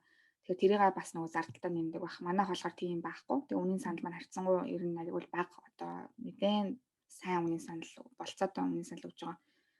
Манайх Антверп буюу яг энэ Бом хотод өөрсдийн агуулгатай. Агуулга байна гэдэг чинь амар чухал юм байлаа. Агуулгатай байж ш нөгөө одоо тий энэ тентхийн бараа орж ирэхэд бид нар агуулга дээр цуглуулад тэгээ агуулгаас цаашаага бас ингээд тээвэрлэх боломжтой. Тэгэхээр одоо бид нар бол нөгөө LCL гэдэг буюу нэг юм consolidation гэдэг үйлчилгээ бид нар хийж эхэлж байгаа. Тэр нь болохоор юм жижиг каргонуудыг цуглуулад тэгээд контейнертай 7 хоногт нэг удаа юм уу сартаа нэг удаа Монгол руу явуулах те тэр нь газраар ажиллаж байна, далаагаар ажиллаж байна, төмөр замаар ажиллаж байна. Тиймэрхүү үйлчлэгийг одоо бид нэг Монголын компаниудад санал болгож байгаа. Тэгэхээр Европын яг төв нөгөө Антверп хотод агуулгатай байна. Тэгээ эндээсээ одоо те бүх ачаа бараануудад цуглуулад нэг 7 хоногт нэг удаа эсвэл сартаа нэг удаа явна гэдэг чинь бас том үйлчлэл л дээ. Энийг бол Landbridge ч юм уу, Tuition ч юм уу юм том нөгөө зуршлагч бол хийж байгаа. Тэгэхээр манайх тэднэртэй бас адилхан үйлчлэг хийж байгаа. Гэхдээ үнийн санал дээр харьцангуй бага үнийн санал өгж байгаа. За ингээд 3 сар дадлага хийх гээд гадны компани дээр дадлага хийх боломж олдно гэдэг бол маш том давуу тал. Одоо Монголд хөрөнгө оруулалт хийж эсвэл Монголд өөрийнхөө компаниг босгож хахад гадны орны туршлагаас яг гардуулаад ингээд заалгуулна гэдэг бол маш их азтай тохиолдол тий. Тэгэхээр энэ өнгөрсөн 2 сарын хугацаанд чи юуг сурав? Юуг ойлгов? Би яар нөгөө Монголыг яагаад ядуу юм бол доо гэдгийг нэрээсээ ойлгохгүйсэн байхгүй. Яагаад ингэ бид нэр их ядуу амьдраад идэм бэ те 3 сая хүн тэгээд энэ том газар нутагтай те том уулуурхааны ажлууд явагдаж байна. Уг нь ингээд болоод байх юм гэхээр үйлдвэрлэл байхгүй улс орон дандаа бүх юм ингээ гаднаас ингээд авч байгаа байхгүй. Нойлын цаас тэгэл зүг бүр ингээл нойр зүрийн хэрэглээнүүд бүгд бид нар ихээр монголчууд нөгөө юугаа ч хийж чадахгүй. Өөртөө бид нар үнэхээр юу ч хийж чадахгүй улсууд юм байна. Дандаа нөгөө гадны зах зээлээс ингээ хараат учраас доллар өсөд байна. Мөнгө ингээд төгрөг ингээд унаад байна. Тэ одоо 3000 болцсон ч тэгэл 3300 болцсон юм байна 1 евро. Намайг баг байхад л одоо жишээ нь төгрөг чинь хэд байсан юм бэ? 1000 төгрөг лээс 1 евро чинь 1000 төгрөг байлаа тийм. Ер нь тийм нөгөө ханш төгрөгийн ханш аягүй ингээд унтсан. Доллар евроны ханш аягүй ингээд байгаад байна. Сайн байгаад байна. Тэгэхээр тэгээ ингээ энэ өөрөө яг нөгөө тухайн улсын үйлдвэрлэл те наад захын зүгээр нөгөө basic need-ийг хангаж чадахгүй байна. Тэгээд Европч нь болохоор ингээ үйлдвэрлэл нь амар сайн хөгжсөн. Тэ ингээд хоол унд ундаа уух идэх юм бүх юм айгүй хямдхан гэсэн амар чанартай. Ялангуяа Герман бол үнэхээр гоё талах малах нь айгүй чанартай амар гоё. Амар хямдхан хоол унд тэгээ амар гоё тийм хямдхан байхгүй гал нь. Тийм тэгээд би зүгээр тээвэр зурчиг хийгээд энэ манайх үнэхээр гадаад тодтолтойгоосаа л бүр хараат болсон юм байна. Нэг хэсэг юм дандаа нөгөө одоо гадаадаас юм аваад Монголдоо ингээд зардаг нэг хэсэг хүмүүс ингээд баячууд байгаа байхгүй. Бүх юмыг гаднаас аваад Монголдоо оруулж ирээд зардаг. Монголчууд нь тэрийг нь авч ууж иддэг. Тэгээд ажилдаг. Тэгээд цалин нь айгүй бага. Тэгэхээр манай монголчууд нөгөө нэг хэсэг яг юм 8 худалдаа нөгөө яг нөгөө 90 оноос хойш нөгөө 8 идэг хүмүүс маань мундаг одоо сэргэлэнтэй айгүй чадaltaй хүмүүс маань нэг ингээд айгүй мундаг болчих. Нөгөө талаараа үйлдвэрлэл маань ингээд байхгүй болчихжээ. Тэгээд тэр чинийгээр айгүй тийм баян ядуугийн ялгаа их болчихжээ. Тэгээд баян хүмүүс маань юу ихтэй нөгөө мөнгөөрөө тэ сайхан зугаатж जैन. Тэгээд өөртөөгөө болгож जैन. Улс орныхон төлөө чадах юм хийвэл хийж जैन. Тэгээ улсын их хуралдаа байгаа энэ тэ хүмүүс маань шийдвэрүүдээ гаргахтаа амар муу шийдвэрүүд гаргаж जैन. Тэгээ зарим бүр хамаатан садангаа янз бүрийн ажил дээр томилж जैन. Тэгээд эн чинь өөр амар утгагүй ингээд тийм нийгэм бид нар амьдраад байгаа юм шиг санагдаж заримдаа яалтчгүй нөгөө стресстэй тэр нийгмийнх нь стресстэй шалтгаан энд ингээд байгаад байна л да. Луна би чамаас нэг юм тодруулж асууя гэж бодлоо. Уучлаарай, энэ асуулт таалагдахгүй байл. За. Одоо чи сайн мэдэж штэ манай Монгол улс бол маш их импортын орн болсон тийм учраас ядуурл байгаад энэ гадны орноос одоо ийм өндөр үнэтэй бүтээгдэхүүн орж ийн өөрсдөө юм үйлдвэрлэж чадахгүй энтэй бас их уялдаа холбоотой манай ядуурл байна гэж чиний ярианаас би ойлголоо. Чи тэгж бодож явдаг юм байна гэж гэсэн ойлголт. Гэтэл чиний хийх байгаа тээвэр зурчлалын ажил маань энэ тээвэрлэлтийг Монгол руу оруулах тал дээр бизнес байгаад Тийм. Тэгэхээр ингэж бодож явж байгаа хүн маань энэ бизнес руу орохоор чи дотор хүнтэйгээ хэр зөрчилдөж байна? Би бүр харин энийг ерөөс амар том завшаан гэж бодож байгаа. Яагаад тэгэхээр ийм баггүй юу? Манайх за нэг контейнер ч юм уу ингээд Монгол руу оруулж ирээд те дотор нь бараатай одоо захиалагчдаар ингээд оруулж ирээд Монгол руу оруулж ирлээ. Тэр контейнер манай захиалагч тэр контейнер худалдаж авч болно. Эсвэл буцаагаад хоосон буцааж болдог байхгүй юу? Бид нар хүсвэл захиалагч ингээд контейнер авахгүй гэж бид нар жишээ нь урагшаага хятад руу ороод те бараагаа аваад Европ руу буцаагаад гаргаж болж байна. Тэгэх юм бол ашиг авсан гэсэн үг байхгүй юу? Эсвэл контейнераа хоосон буцаач юм бол биднэрт ямар ч ашиггүй. Тээвэр зуучийн ажил дээр нөгөө одоо захиалж байгаа одоо дотор одоо контейнер маань Монгол руу ингээ явчаад буцаад наашаа хоосон гарна гэдэг чинь алдагдал ахгүй. Тэгэхээр Монголоос бид нар юу экспортлж болох вэ гэдэг энэ одоо тий энэ нэг юм одоо хоосон зай орон зайг хоосон контейнерыг бид нар юугаар ингээд Монголоос одоо бүтээгдэхүүн хийгээд Европ руу оруулж ирэх вэ гэдэг юм бодол надад байгаад байгаа байхгүй экспортын боломжуудыг харах нь. Тэгэхээр ийм биш үү? Энэ нэг нүх байгаад байгаа шүү дээ. Завсрын. Манай Монголд одоо жижиг дунд үйлдвэр бас хөгжөөгөө шас хөгжих гэж явж байгаа тийм ээ. Хүм бас оролдож байна гэсэн. Яа савнгууд гарч ирж байгаа шүү юу бидгийн янз янз юм хийж штэ арьсан таавч шүү юу бид гадны орнд экспорт хийж болох. Тэгэхээр чи гадны компанитай хамтарч ажиллаж байгаа учраас тэр нэг давуу тал боломж гараад ирж байна гэж харж байгаа юм байна шүү дээ. Зөвхөн импорт биш. Тийм би бол ер нь экспортыг хараад байгаа. Яг манайх импорт бол зүгээр нэг operation талдаа бид нар нэг өөрсдөө системийн талаасаа те бид нар тогтвортой үйл ажиллагаа явах талаасаа. Гэхдээ цаашаа бид нар илүү ашигтай байх илүү одоо зөв талаасаа явна гэх юм бол ялчгүй нөгөө экспорт нь байдаг байхгүй. Тэгэхээр экспортын төслүүдийг сонирхоод экспортыг яаж хийвэл зүгээр үү те энэ дээр би илүү бас судлаа гэж бодож байгаа. Экспортын ерөөсөө дэд бүтцийг хөгжүүлэх хийх болж байгаа юм байна. Хөгжүүлэлт хийх болж байгаа юм байна тийм ээ. Компаниуд хамтарч наашаа юм оруулахар байна уу? Яаж ер нь чи хэр нээлттэй вэ? Чамтай хамтарч ажиллая. Монголоос гадны орн руу юм экспортлие гэсэн компаниуд хувь хүмүүс байвал сонирхолтой нээлттэй. Тийм нээлттэй. Тэгвэл танай компани хаягийг бид нар дуудлалтанд тавиад юмыг гэж мэдхүү. Нэг хүн ч гэсэндээ нэг компани ч гэсэндээ хэрэгтэй юм болох ч юм билүү бид хоёрын ярилцлагаас. За баярлалаа. Болно шүү дээ. Бид нар чинь бас гадаад бидэг улсууд чинь Монголдо юм хийж байгаа хүмүүсийн маань юм илүү их борлогдосоо ялангуяа гадны зах зээл дээр гарч ирээсэй гэд хүлээгээд баярлаад байж байгаа учраас. Тэгээд зэндэж би бас нөгөө ингэж нэг тань дээр хэлсэн л ах. Хэрвээ болдог бол уг нь ингээд нэг бууз ч юм уу банштай хөлдөөсөн бууз баншаа ингээд Монголоос ингээд авч идмээр байгаа байхгүй юу? Одоо чинь Европ ингээ аюу олон монголчууд байгаа. Бид яг ингээд бас яг энэ чинээ мөнгөө төлөөл эндээсээ цалингаа аваад энтхийн хоол ундаа ингээл идэл ингээ явжлаа. Гэтэ үнэхээр Монголын дотоод үйлдвэрлэлийг дэмжиж, Монголоо дэмжиж бид нэр хөрөнгө оруулалт хийж чадъя. Хийя гэвэл одоо чинь иймэрхүү экспортын те төслүүд төр ч юм уу бид нар ингээд бас дэмжүүл айгу зүгээр байгаа юм. Гэтэ бууз одоо нөгөө махан бүтээгдэхүүн яг Европ руу ороход бол асуудалтай зөндөө нөгөө хязгаарууд, стандартууд байдаг болохоор тэгээ Монгол талаасаа нөгөө хариуцлага те одоо нөгөө малын одоо янз янзын өвчмүүд их гардаг ч юм уу. Иймэрхүү болохоор нөгөө экспортлт айгу хэцүү. Гэхдээ энэ талаар ингээ хүмүүс судалж байгаа байх. Зөв миний зүгээр боддог юм яг нөгөө China Town гэдэг шиг те Монгол Town ч юм уу яг юм хөгжсөн ингээ одоо China Town хөгжиж байгаа түүх нь бол яг ингээл хятад айгу олноороо ирээл ингээл энд сувшаал тэгэл нөгөө хятад хүн хятадтай хооллол те одоо хоолны газрууд байна. За худалдааны дэлгүүрүүд нь нэгдсэн байна. Тэрүүгээрээ нөгөө хятадасаа бараагаа оруулж ирээд ингээд өөртөөхөө мөнгөөрөө эдгээр ингээд өөртөөхөө хоол бүтээгдэхүүн аваад ингээд худалдаа намаа хийгээд эхэлж байгаа байхгүй. Тэгээд дараа нь хятад соёлыг танилцуулж байна те. Тэрэн шиг ийм монголчууд гэсэн ингээд одоо бас хийж эхэлж байгаа те. Энд ингээд нэг хэсэг бас дэлгүүр ингээд Монгол паб гээл ингээд юм байдаг байсан.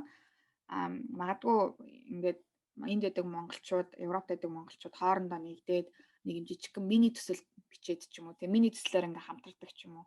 Тэрэнд нь яг юм Монголын экспортын цэцлэг дэмжихтэй тэрийг тээвэртэй нь хамт бүгдээрээ ингээд Европ руу тий гаргая. Эхлээ өөртөө хөрөнгө оруулалтаа хий тэрэндээ жишээ. Тэгээ бид нар юунд хөрөнгө оруулалт хийж чадах юм гэхээр би аль зур хувьдаа нэг юм хөлтөөсөн бууз юм банш авч иддэг л болмоор байгаа байхгүй. Тэгээ тэр нь наашаа байнга нэг сардаа нэг удаа орж ирдэг. Хамгийн сайн худалдаа авагч чинь чамтай яриа сууж ин дүүл.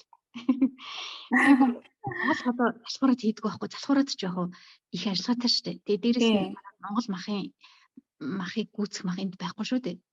Тэгэхээр үнэхээр Монголд маань одоо өвсөө идсэн малын махаар хийсэн бууз баншиг бол би маш дуртай авч идэнэ.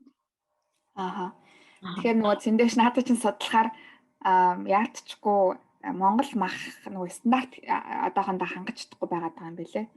Тэгээд манайхан бол нөгөө махнаас өөр одоо тий ноос ноолоор айгуу сайн экспортлж байгаа юм билэ. Тэг яг энэ махан дээр бол яалтчгүй стандарт нийцэхгүй болохоор л ингэдэг юм л. Уг нь ядаж бид нар өөрсдөө монголчууд ингээд нэг сардаа нэг удаа тээвэрлээд урьдчилгаа ордерууд өгөөд тий ингээд яг бомб том хотуудаар ч юм уу одоо ингээд том хотуудаар ингээд агуулах дээр ингээд байдаг. Тэндээс нь монголчууд нь өөрсдөө худалдаа авалт тэгээд ингээд авчдаг бол энэ нөгөө инфраструктур тий одоо дэд бүтц байвал айгу зүгээр байгаа юм бас. Одоо тээвэрлэлт хийхэд чинь хөргөчтэй том машинууд LKW том машинууд хурд явж байгаа шүү дээ бас. Тэгээд ороод ирэх боломжтой гэдэг. Уг нь аюул дажгүй юм байна. Тэгээд ер нь Монгол мах маань стандарт хангадгүй юм чинь гээд ингээд байгаад байх хэвээр юу? Энийг хэн нэгэн хүн хийх хэвээр юу? Энийг бол хийх ёстой л гэж бодож байна тийм. Тэгээ гол нь бас нөгөө яг энэ Монголоос шалтгаалаад байгаа нь Монголд байгаа тэр төрийн байгууллагуудын хүмүүсийн чадахч тий одоо бас авж байгаа цалин хэр үлээ.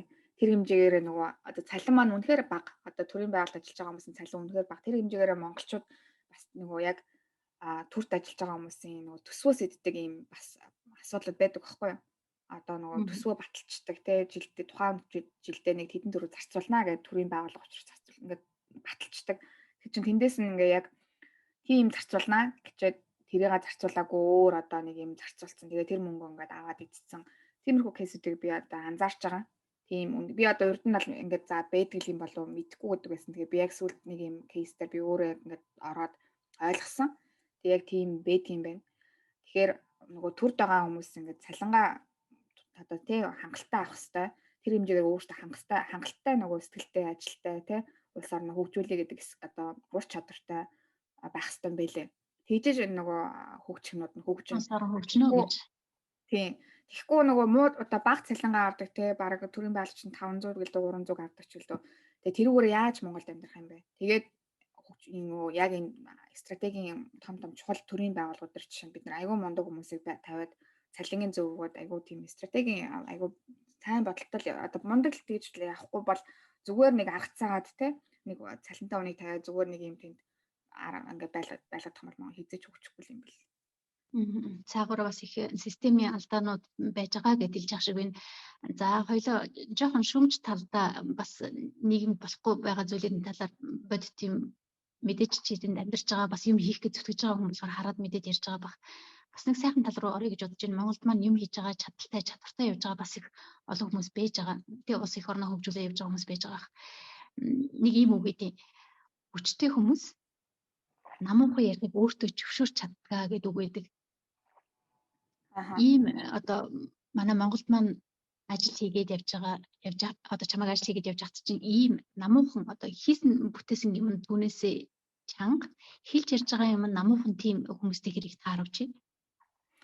Зөндөө байсан шүү. Ер нь бол Монголд амар мундаг тийм чадвартай гоё хараад яриад нэг хажууд нь байхад хүртэл нэг тийм гоё энергитэй тий хүнийг ингээ ойлгодог туслах юмсан тий ингээд юм айгүй гоё тийм сэтгэлтэй хүмүүс санаасаа ингээд айгүй их байдаг тийм хүмүүстэй айгүй хүчирсэн.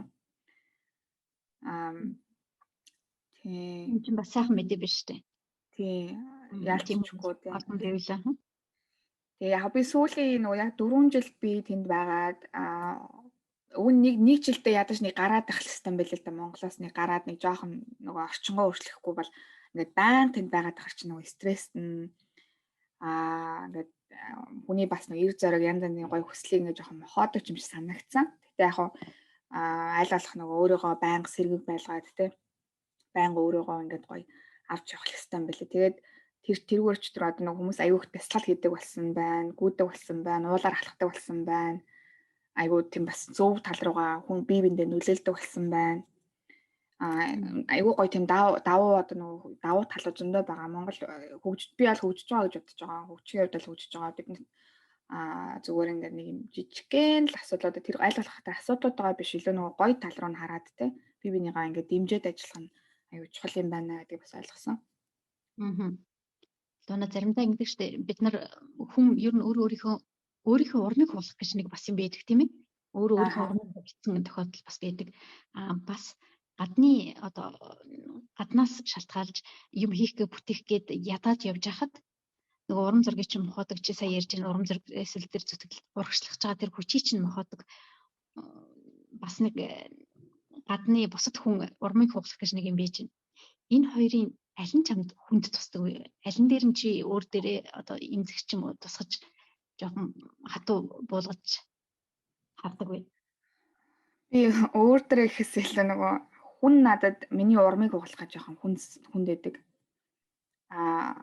Одоо биш би бол нөгөө хүнийг ингээд ингээд хичээгээд тахт нь ямар гоё юм бэ мундаг вэ штэ. За мундаг гэхээс илүү зүгээр ингээд суппорт юмэр авах тэр үнийг дэмжмээр авах байхгүй зүгээр ямар нэгэн байдлаар ингээд те болж гин одоо ингүүл зүгээр юм байна те ингүүл яах вэ те ингүүг одоо тэгж хандуул аюу гоё. Заримдаа нөгөө зарим яг Монголд ингээд одоо ингээд бүр ингээд те ингээд байгаад байгаа зарим хүмүүсийн нөгөө стрессээ гаргадаг нэг юм бас юм байгаад байгаа байхгүй бусдад нөгөө стрессээ гаргадаг. Тэгээд болохгүй байгаа юм бүр ингээд амар яг бас тэр чинь зөв шүүмжлэх гэж хэрэгтэй л дээ нөгөө ямиг зөв талаас нь шүүмжлээ те тэр хүн ингээд хүлээж авал бас айгүй зөв. Тэгэхгүй бас ингээд учиргүй нөгөө айгүйх шүүмжилдэг ар урдаар ярьдаг нөгөө тэ одоо эсвэл шоолдог тэ одоо болохгүйгээр нь юу гэдгийг бастаг ч юм уу тийм дээр шүүмжилдэг тийм тиймэрхүү хоёрын хооронд нөгөө стрессэд тайлж бусад хүмүүс стрессэд тайлдаг тийм хандлага бол бас харагддаг. Зүгээр ингээд гудамжинд явж явах гэсэн тэ жишээний тиймэрхүү юмд анзаардаг. Тэгэхээр тэр тухайн байгууллагын соёл тухайн хүнийх нь нөгөө харж байгаа одоо хандлага тэ ертөнц өнцөг бас айгүй чухал та хүн болгонд гэж харахгүй шүү дээ. Бас нөгөө танд би хэлж байгаа нөгөө Монгол байнга ингээ байгаад тах мал үнэхээр стресстэй. Зүгээр нэг ядч нэг жилдээ нэг 7 хоног юм уу нэг 14 хоног гадагшаа гарчаад ороод ирэхээр өөр идэг байхгүй. Хүн нөгөө айгүй өөр нэг юм гаднаас нэг жоохон мотивашн аваад ороод ирдэг тийм инспирэшн аваад ороод ирдэг. Яг Монголтой ингээл амьдрахаал ядж байгаа хүмүүс бол тэм чинь нөгөө бөөн стресс үнд амьдарч байгаа хүмүүс маргааш нөгөөдрөл бодож байгаа юм одоо нөгөө 10 жил 5 жилийн дараа тий гоё юм мөрөөдөх зарим тийм бас мөрөөдлөг болсон ч хүмүүс байна. Залуучууд нь айгүйх гадагшаагаа явмаар болцсон бүр ингээд гадагшаал явмаар ингээд хүсэлтэй ч хүмүүс байна. Тэг чинь би болохоор ингээд алуулах нөгөө айгүй чөлөөтэй гадагшаач гэж болно буцаагач гэж болно надаа айгүй ямар ч асуудал байхгүй тий визний асуудал ч байхгүй ингээд байхад надад Европт ингээд тийм сонирм биш байгаа байхгүй юу. Тэгэхээр хүн болгоны нөхцөл байдал өөр. Тэгэхээр нөгөө байгаа амандаа хүн бас нөгөө баярлаж те хандах бас амар чухал юм байна. Нөгөө сэтгэл зүйн талаас ингээ хандах юм бол ярих юм бол бид байгаа амандаа баярлаж талархаж амьдруул магадгүй нөгөө юм харах өнцөг маань арай эерэг байх байх л та. Тэгэхгүй ярим хүмүүс нөгөө хит нөгөө негатив тал руугаа те хит байхгүй юмнууд тал руугаа ч юм хит нөгөө юмдаа стрессэд тах тусна нөгөө тэр хандлага нь илүү давмгаалаад тэндээсээ болоод нөгөө характер маань бас илүү тийм болдго юм болов. Одоо жоох стрессүүд байд юм болов. Луна сая ингээд чи ярьла. Миний хувьд бол жилдээ нэг гадагшаа гараад тэгээд ялангуяа одоо сайхан ирсэн мөртлөө ингээд бэлгийн компанид ажиллах бүрэн дүүрэн эрэхтэй байна гэдэг чинь тэгэхээр чи өөрөө Румыни иргэн болсон юм байна тийм ээ. Тэгэхээр Румыни иргэн болсон давуу тал чинь байгаа учраас ингээд гадны компанид Европ албаны орнуудад одоо ажиллах эрэхтэй гэж явдаг уу? Ямар учиртай юм бол тий нөгөө анх 14-д өрмөнд очсон учраас 18 хүртлээ нөгөө багаасаа очсон учраас нөгөө яг иргэн болох одоо юу авсан л та иргэншил болох одоо бичиг баримтаа тий. Тэгээд энэ маа надад амар олон боломжийг өгсөн. Би жишээ нь одоо өрмийн хэлээр хизээч би яриад надад хэрэг болно гэж бодоагүй байхад одоо хаач очсон дандаа өрмийн хүмүүстэй би танилцдаг таардаг. Тэгээд тэр маань ингээд тэд нар маань надад айгүйх тусалдаг бас тий. Тэгээд өрмийн одоо Европын холбоо гэдэг утгаараа холбоо улс орн гэдэг утгаараа Европт одоо би жишээ нь ямар ч визний асуудалгүйгээр те зүгээр ингээд residential карта үзүүлээл оршин тогтнол одоо оршин сууж байгаа карта бичгээ үзүүлээл ингээд явцдаг. Тэгэхээр энэ надад амар том маш том давуу тал. хэрвээ би энэ картгүй миний иргэншилгүй байсан бол одоо надад Монгол айгүй хэцүү л байгаа штэ Монголд те. Эсвэл Европт ч юм ингээд айл тал руугаа явж чадахгүй ч юм уу. Тэгээ Монголд болохоор нэг юм хуулийн цоргой байдаг юм уу, хууль гэдэг юм уу? Яг би ойлгоогүй зүгээр нэг иргэншилтэй байх хэрэгтэй гэж ханддаг, үздэг. Гэтэ надад одоохондоо чи Монголоос сонгох, эсвэл Өрмөнөөс сонгосон нэг юм бол ирээгүй байгаа. Зөндөө л надаас зөндөө өөр одоо Америкт ч гэсэн ингээд өссөн хүмүүс байна. Энд тэнд ингээд өссөн хүмүүс Монголдо орж ирэхэд Монгол паспортаараа тий ингээд Монголдо байх бүрэн боломжтой байдаг бах. Гэтэ явандаа энэ одоо яг яаж шийдэгдэх юм би сайн мэдэхгүй байна. Тэгээд тэр үед би жишээ нь өрмийн иргэншлээсээ би татгалзаж чадахгүй. Яагаад гэвэл надад өрмийн иргэншил айгүй олон том боломжийг олгож байгаа. Монгол иргэншлээсээ би бас татгалзмааргүй байна. Бас тэ ингээд буцаад Монголд ирэхэд ч гэсэн ингээд нүүр бардам тэ ингээд баймаар байна. Тэгэхээр иймэрхүү нөгөө хоёр иргэншилтэй хоёр нутгастай ийм хүмүүсийг одоо яах юм мэдэхгүй байна. Энэ дээр бас тусгай одоо нэг баг ажиллах хэрэгтэй ч юм уу те яг ямар учиртай жишээ. Тэгээд тэрийг одоо яг шийдэж өгөөч гэж хэлэхэд хэцүү.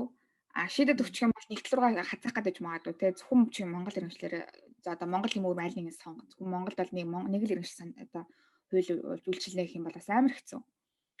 Тэгэхээр энэ хуулийн цахаа байгаад байгаа нэг талаараа зөв ч юм шиг те. Тэгээд ингээ яг энэгээр бас ингээ зарим ингээ яг цаашаа нэг яахгүй юм хийхгүй байгаа юм болов. Нөгөө талаараа хятад ч юм айгүй олон юм нөгөө тий хятадын иргэншилт одоо хүмүүс ингээ Монголд орж ирж ингээд ч юм яриад байгаа. Энэ нэг ямар учиртай бас сайн мэдэхгүй байна. Яг хуу ганцхан надад ингээ боломж олж байгаа ч гэсэн нөгөө талаараа магадгүй энэ боломжийг өөр хүмүүс ачлаад иж магадгүй тий буруугаар ч юм уу зөвөр ч мэдэхгүй байна л да. Тэр энэ яг монгол хүмүүст энэ хууль яаж үйлчлэх ёстой юм гэдэг ч юм бас ингээ хуваавал зүгээр ах тий гадаад одоо яг ийм иргэншилтэй яг яах ёстой тий. Яг тэр миний бас мэдхийн миний мэдхийн нэг хэд 3 хүн энэ хоёр улсын иргэн болох боломжгүйгээсээ болоод гадаадын паспортыг одоо сонгоод гадны иргэн болж ин. Гэхдээ тэр хүмүүсийн мэдээж өөрсдийнх нь эрхийн асуудал шүү дээ. Өөрсдөө тэрийг шийдэж байгаа учраас сонгож байгаа учраас тэр хүний сонголт тийм ээ.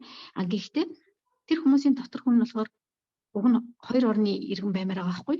Монголдо маш хайртай дуртай Монголтойгоо холбоотой хүмүүс. Гэхдээ одоо урт хугацааны амьдралын энд байгаа учраас яагаар байхгүй одоо гадны паспортыг сонгох жишээний тэгээ уг нь хоёулангийн эзэмшдэг байсан бол энэ гадны орны паспорттай Европын холбооны орнуудад ажиллаж одоо янз бүрийн туршлага цуглуулах эсвэл бизнесийн тал дээр ч юм уу Монгол улсын хөгжилд ашигтай бас хэсэг хүмүүс явж байгаа шүү дээ. Харин тий. Тэг ч юм уу тийм ээ. Тэгээ энийг нөгөө хэдийн чандах монголчуудын зөвлөл гэдэг ч юм уу нэг юм төрлийн бас байгууллагууд байдаг те яг нөгөө одоо гадаад байгаа эсвэл гадаад байсан монгол иргэдийг одоо өмнө ингээд төлөөлөд те ингээд туслах дэмжих одоо ямар нэгэн байдлаар бас одоо төрийн одоо гадаад арай яамтай ч юм ингээд хамтарч ажиллах ч юм уу тиймэрхүү жижиг санал одоо төслүүд гэсэн ингээд хэрэгжиж эхэлж байгаа юм байлээ. Тэгэхээр нөгөө гадаад харилцааны яамтайгаа холбоотой эсвэл яг энэ хилийн чад төрийн одоо нөгөө монголчуудын тий хилийн чад монголчуудын төрийн бас байгууллага ч юм уу иймэрхүү зөвлөл мөлтэй ингээд холбоотой байх нь бас зүгээр байдаг санагдсан. Гол нь бид нар өөрсдөө бас аягүй сайн мэдээлэлтэй байх хэрэгтэй юм билээ. Тэгээд тий ийм төрийн байгууллагатайгаа бас хамтраад ингээд хилдэг ярьдаг нөгөө асуудлуудаа ярилцдаг байх хэрэгтэй юм шиг байна. Гадаад амьдарч байгаа монгол хүмүүсийг төлөөлж байгаа төрийн бас байгууллага шүү дээ. Хилийн чандах монголчуудын зөвлөл гэдэг нэртэй байж байгаа юм чинь. Тэгэхээр бас эндээс зөвлөгөө үйлчлэгээ асууж мэдгүй юм а бас асуух юм бол тэр хүмүүс маань төрийн байгууллагуудтай ажилладаг учраас биднээсээ илүү их мэдээлэлтэй байх юм байна гэдээ ойлголоо тийм ээ. Тий. Луна. За өнөөдөр хоёулаа нэлээд бас удаан ярьж байна. Ингээ бүтэн сайнны оройч болж байна. Бас нэг юм сонирхож асууя гэж бодлоо. MGL Zone гэдэг нэг портал байна тийм. Энэ ямар учиртай, хүнд хэрэгтэй, ашигтай, тустай ямар байгууллага, хувь хүн эсвэл бизнесийн хүмүүс хамрагдах тийм портал нэгдсэн байж байгаа юм. Энэ тал дээр мэдээлэх үү?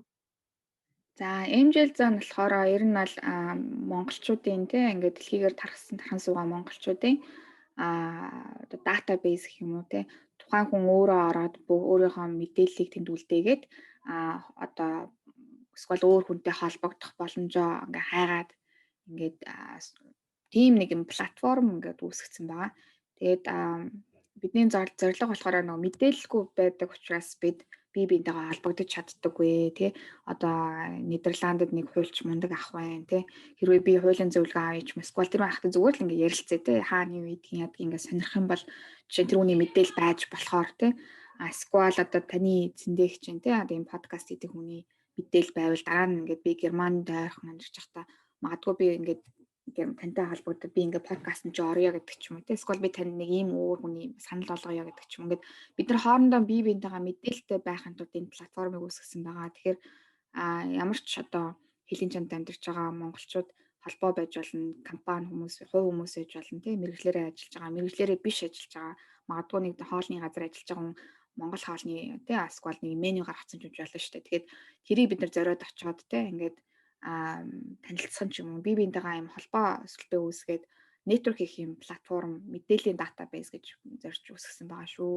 Тэгээд хин нэг маань ороод өөрийнхөө одоо бүртгэлийг хийгээд ингээд байнга одоо холбоотой байж болохоор байгаа. Явандаа би яг энэ цаашаа илүү өөр магадгүй нэм зуучлах үйлчлэгээ ч юм уу те магадгүй энэ гоё подкастууд ч юм уу эсвэл мэдээллийн те одоо элчин сайдуудын мэдээлэл гадаад харьяа яамын одоо янз янзын мэдээлэлж Монгол улстай холбоотой магадгүй бизнесүүдийн боломжууд ч юм уу бас тавьж болох байх. Тэгэхээр бас ийм байна. Заримдаа ингэдэг штэ герман хэлтэй Монгол өмгөөлөгч хайж байна гэдэг асуудаг байхгүй хүмүүс тань тийм хүн бэ нүү одоо Монгол өмгөөлөгч хэрэгтэй эсвэл сэтгэл зүйч хэрэгтэй энэ Монгол хэл дээр гээд тэр хүмүүсийн мэдэхгүй болохоор танилаасаа асуудаг заримдаа яг группүүдэд бичээ тийм хүн бэ нүү гэл ингэ бичиж чинь тэгэхээр ер нь гадны оронд юм хийж явж байгаа дэлхийн өнцөг булан бүрт юм хийж байгаа хүмүүс маань тэнд ер нь нэгдсэн тийм порталтай болж байгааг ойлгочлаа зүг. Зөв. Тийм ер нь аль нөгөө тэ тухайн ажил юм уу мэрэгчлэрээ гоё ингээ мэрэгчсэн тийм хэрэгтэй хүмүүс бас байгаад тэ тэгээд бие биендээ тэрийг ингээ мэдээлэлтэй өгдөг хоорондоо тусалдаг бол энэ чинь бүр амар том завшин штэ тэ. Тэгээ одоо нөгөө транслейтер орчуулагч одоо жишээ нь янз янзын нөгөө мэдхгүй одоо чинь өрмийн хэл дээр одоо жишээ нь орчуулагч хэрэгтэй болдог ч юм уу тэ. Ингээд тийм сонин юмнууд байдаг штэ тэ нэг хэрэгцээнүүд гардаг. Тэр үед чинь бас эмжил зооныг ингээ харахад магадгүй тэр хүмүүс нээс олдох юм лүү те. За нэг цагаан сар бол за хүүхдийн үс авлаа. Манайхан ч бас их ёсцончлоо боддог. Тэгээ гадаад байдаг хүмүүс эрэгтэй хүүхдийнхээ үсийг авдаг бах тий. За үс их гэсэн чинь уул боо хэрэгтэй байна. Бас нэг хэсэг хүмүүсийг баярлуулчих юм. Монгол ёсцончлаараа баярлуулчих гэдгсэн чинь уул боо хаанаас авдаг юм болоо гэд аруул хийдэг хүнийг хаанаас авдаг юм болоо гэж мэдэхгүй байжсэн. Ийшээ ерөөсөө орчих юм бол тэгэл хаана юу байдаг гэдэг бүхэл мэдээллийг бараг л авдаг болох юм бэ гэдэг би ойлгоод байна. Зөв ойлгоо. Тийм. Тэгээ магадгүй тэр ус авдаг нөгөө тэр одоо соёл нь хүртэлтэй тэр одоо уламжлалт юм Монгол одоо яг юм гоё соёл тэрийг мэдэхгүй хүмүүс зөндөө байгаа шүү дээ. Одоо бидний үеийн жишээ нь би бол сайн мэдэхгүй тэгэхээр магадгүй хүүхдээ аллаа гэхэд хүүхдээ нөгөө усыг авлаа гэхэд тэрийг ойлгохгүй бол одоо яг мэдэхгүй бол нэг юм хүний хайдаг ч юм уу те. Тэгэхээр тэр хүн ингээ бэж идэг те бүр ингээ тэрүүгээрээ мэрэгчсэн байлс амар гоё л доо. Бата аха балдангийн хүүхдийн үсийг авах гэсэн та хурж ирж өсөж байна. Наа тийм биш үү? Тэгээ дээрэс нь бас магадгүй танай компани үйл ажиллагаа сайжраад Монголоос үнэхээр экспорт хийгээд эхэлчих юм бол бууз баншаа хаанаас авах вэ гэдээ одоо олоод авах нь шүү дээ. Монгол. Тийм.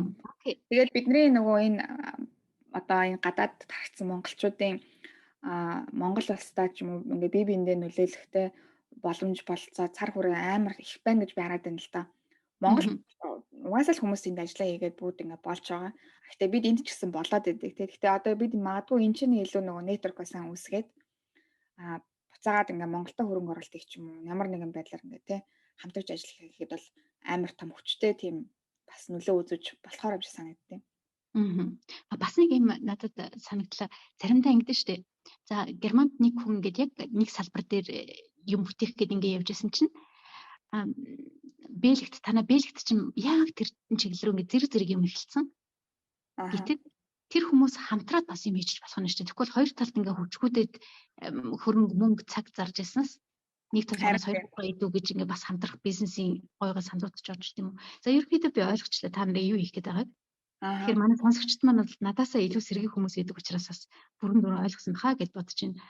Тэгээ Луна чиний зүгээс хэл хямсан би энэ дээр нэг жоохон хүмүүсийг урайлъя гэж боддгийг миний үеийн хүмүүст ч юм уу эсвэл өөрийнхөө дээш насны хүмүүст бид нар бас залуу үеэсээ сурах юм байж гэн тийм ээ. Тэгэхээр бид нарт бас хэлэх тийм зүйл байдгүй зөвлөгөө. Ямар Зүгээр миний нэг анзаарснаар бол нөгөө монголчууд бид нар хоорондоо хамтарч ажиллах хэрэгтэй юм байна. Тэгээд ер нь бол энийг ингээд тэгээ нийгмийнхаа тэр бүх давхарга одоо тэгээ сургуулийн бага насны хүүхдээс эхлээд ажлын албаны төрийн байгууллагын компани захирлууд хүртэл хоорондоо ингэж хамтарч ажилладаг юм ойлголтыг маш сайн ойлгох хэрэгтэй болов. Тэгээд хамтарч ажилласнаар бид нэг энэс ч юу ч унахгүй илүү нөгөө хүчтэй олно, илүү бие биенээ дэмжин илүү сайхан зүйлийн төлөө тэмүүлнэ гэж боддог. Хүнтэй хамтраад нэг юм одоо бизнесээ алдлаа, хөрөнгө алдлаа, нэг санаагаа алдлаа гэж бодхоос илүү би энэ хүнтэй хамтарснаар магадгүй битээр аялаа сайжирна, магадгүй бие биенээсээ сурамж аавна өөр юу гэдгийг илүү хүчтэй олно. Иймэрхүү бодолтой байхаас ш нөгөө манайхан жоохон хамтарч чаддаг уу юм шиг бас ингээд тиймэрхүү яриа байдаг штэ монголчууд ер нь хамтарч ажиллаж чаддаг юм уу? Бараг спортон дээр хүртэл тийм байдаг те. Тэгэхээр тиймэрхүү хамтарч ажиллах хэрэгтэй. Тийм нэг юм mindset, mentality одоо тэр ойлголт тэр юм одоо хандлага амар чухал байна. Тэгэх юм бол бид үнэхээр амар хүчтэй юу ч бараг хийж тарна. Ус одоо хүмүүс гэж би боддог. Одоо давхарга хүчлийн нэг шийдэл юм болов уу гэж хардаг. За маш их баярлалаа. Тэгээд манай сонсогч маань дор дорноо ойлгоод ингээд маргааш сэхлээд хамтрагчтай хайж эхлэх нь байна.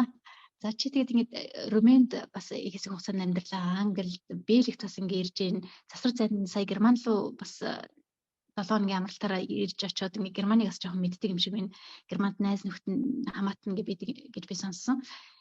Ер нь чи Монгол руугаа ингээд явхад энэ орнуудаас нэг зүйлийг Монголд аваад очоо. Монголд маань маш хэрэгтэй гэд чамд бүтэн онгоцны одоо талбай өгөх юм бол юу гэж явж очих вэ?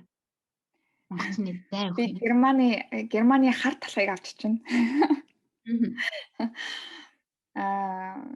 Хоол одоо өрмөний гоё тэр дахиад мах ч юм уу, гахаа мах ч юм уу. Хоол тийм гоё хоолны соёлыг авч ичмээр байна. Тэр чанартай хоол хүнсний хямдхан. Тэр технологиг магадгүй оруулж ирмээр байна. Тий. Англиас? За англиас санхүүгийн систем гэх юм уу? Тэ санхүүгийн систем тэр улс орны тэр нийгэм халамжийн систем гэх юм уу? Одоо тэр NHS тэ public health энэ даатгал байна. Энэ санхүүгийн даатгалын систем, public health нийгмийн одоо халамжийн гэж хэлэхгүй л дээ. Нийгмийн энэ санхүүгийн одоо нийгмийн даатгалыг тэ яаж хэрэгжүүлээд ингэ яагаад вэ? Бельгиэс чи юг авч очих гэж бодож байна? За би Бельгийг одоохондоо бас яг сайн танаагүй байна. Бельгт энэ технологи нь сайн хөгжсөн юм шиг байна. Хим, биотехнологийн тэ одоо технологиуд ямар юмнууд байна? Бас судалмаар байгаа. Frozen одоо veggies гэл хөлдөөс нь ногоо жимс бас аюу сайн хөгжсөн. Одоо өөрсдөө сайн үйлдвэрлэдэг юм бэлээ. Дэлхийд Европт нэг юм бэлээ. Тэгэхээр зургийг нь Бельгт технологи, биотехнологи сайн хөгжсөн санагддаг. Би яг судлааг байгаа л ямар технологи нь яаж сайн хөгжсөн те. За тэгээд маш олон зүйлийг манай зочин маань удахгүй онгоц дүүргээд ингээд Монголдо буун тийм болохоор одоо манайхан их сайхан урам зориг өгч огтож аваарай гэж хэлээд энэ удаагийнхаа дугаарыг өндөрлөе гэж бодож байна. Тэгээд цаг зав гаргаж сонссон сонсогч та бүхэндээ маш их баярлалаа. Тэгээд Лунадаа маш их амжилтыг хүсье. Энэ одоо дадлага хийх хугацаанд мэдээж хэрэг чадлын хэрээр маш их олон зүйлийг сураад өөрийнхөө бизнесийг Монголдо хөгжүүлээд тэгээ ялангуяа бас Монголдо юм хийж байгаа жижиг дунд үйлдвэрлэгч нарийнх маань юмыг гадны орн руу одоо экспортлдог болоорой гэж хүсээд энэ удаагийн дугаарыг өндөрлөж байна. За баярлалаа зөндөгч та урьж оролцсонд.